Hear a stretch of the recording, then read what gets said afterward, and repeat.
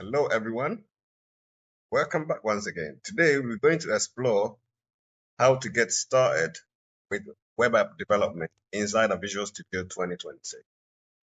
But before we do so, please make sure you subscribe to the channel if you haven't. Let's get straight into it. So as you can see, I've got Visual Studio installer open. If you don't have Visual Studio 2026 installed on your system, I suggest you visit the visualstudio.com, download the latest version. You can just watch one of my previews in terms of getting started. But if you've done so, open your Visual Studio. Let's make sure you've got all the necessary workloads. Open your Visual Studio under the Visual Studio Community 2026 Insiders.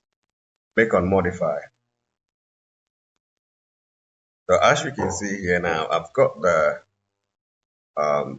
once you click on Modify, you get this dialog open. So as you can see here, I've got workloads. We've also got individual components. We're not going to look to that for this. So you got to make sure that you've got web ASP.NET and web development. Checked, downloaded. So if you look on this side here, this is once you checked on that, this is what we did. So you'll be .NET Framework 4.7 development, ASP.NET and web development prerequisites. So this is just for developing ASP.NET and web applications, including IIS, Express, and Server local. So if you look on the optional side here, we've also got a bunch of options that you can look into it and select whatever that is applicable. You can also select .NET Framework Project and Item templates. This enables .NET Framework Project templates, items templates related to for .NET Framework development. So once we're done with the installation and the download, let's come back to our Visual Studio. Right? Open your Visual Studio. So once you open it, let's go ahead and click on Create a Project. So under the All Project Types, this is the All Project Types. Let's go ahead, scroll down and select Web. So this will actually bring up all the web app project templates that we do. So as you can see, we've got Blazor web app here. So it's a project template creating a Blazor web app that supports server-side rendering and client interactivity. This template can be used for web apps with dynamic interface. It's also got ASP.NET Core web app, Blazor page. So it's a project template for creating an ASP.NET Core application with example ASP.NET Core Blazor pages. So if we scroll down, we've got a bunch of potential web apps that we create all different technologies. As you can see, got Angular apps, React apps, and whatnot. But for this video, we're going to stick to ASP.NET Core web app. So we're going to select the ASP.NET Core web app Blazor page and then click on Next. Here we can configure our project details, like the project name and the location of the project. We can also create a new solution for the project, or we can select an existing solution.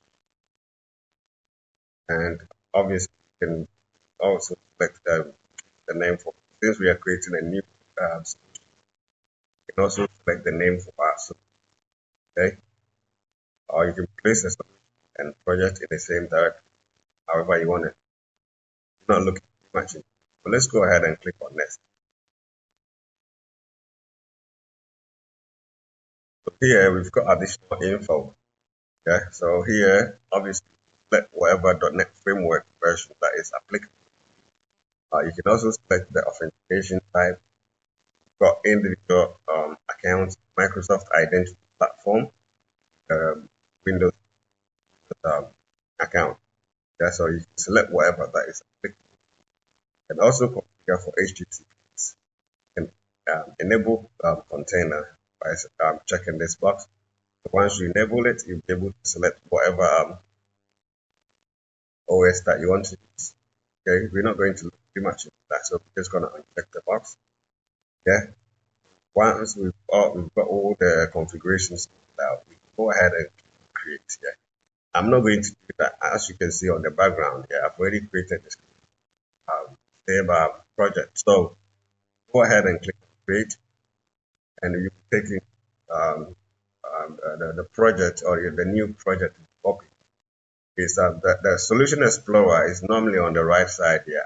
I've made some arrangements for myself by putting the Copilot on this side and my Solution Explorer on this side. So, I mean, it just looks different. It doesn't matter. But let's dive into what we've got inside our project. Okay. So the project contains the dependencies. So this is the external libraries that we use, or whatever linked libraries that we can use that will be under the dependencies. And we've got properties. So this also folder contains the launch settings. So it contains the project settings, like the the port and whatnot. Yeah. Then we've got the www root folder.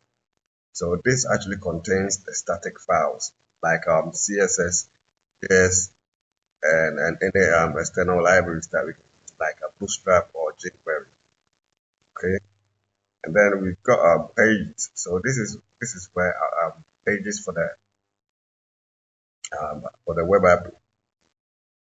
So if we look at it here, we've got an index.cshtml. So basically, this is more like the starting point of the project of the web app. Yeah. We've also got a bunch of stuff. We've got the shed, which contains the layout.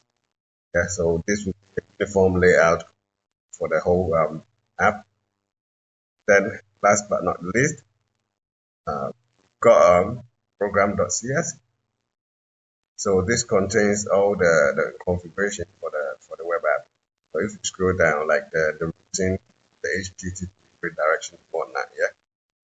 And then as you get the app.run, so what runs the app. So basically, if you're familiar with .NET, you know the program.cs for this part, yeah, it's the entry point for our web app. So whenever we run it for the first time, this file is one that actually runs first. Okay. So as we can see here now, there's nothing really going on. So what we do is we're going to run it to see what actually comes out of it. Okay. So you can do so by pressing the F5 here. Go down and select whatever browser that you want to use. So as you can see, I've got a bunch of browsers that can be used. Yeah. So once you're done with all of that, yeah, then you can select this button here. This will start without debugging, or you can select this as well. So let's go ahead and start without debugging. So as we can see here now, got it running. There's nothing really much going on. It's a very simple web app. Yeah. So as you can see here, we've actually created our first one, which is just a starting point. Yeah. Obviously, I'll start creating more follow-up videos here, but this will just get you started on the right path in terms of using Visual Studio 2026 to create a web app. Okay. So what we're going to do next is here. I'll leave this video here for now, and then I'll make a follow-up or the next part of it, just not to complicate too much. Yeah, so you can start editing your files. That's all. You can start from here, the index.cshtml. So it's called CSHTML because you can also add C#, so it's a C# plus HTML. That's why it's called. I mean C#, obviously. So if you haven't subscribed, please make sure you do, yeah, because I've got lots of. I hope you have a lovely morning, evening, afternoon, wherever you are.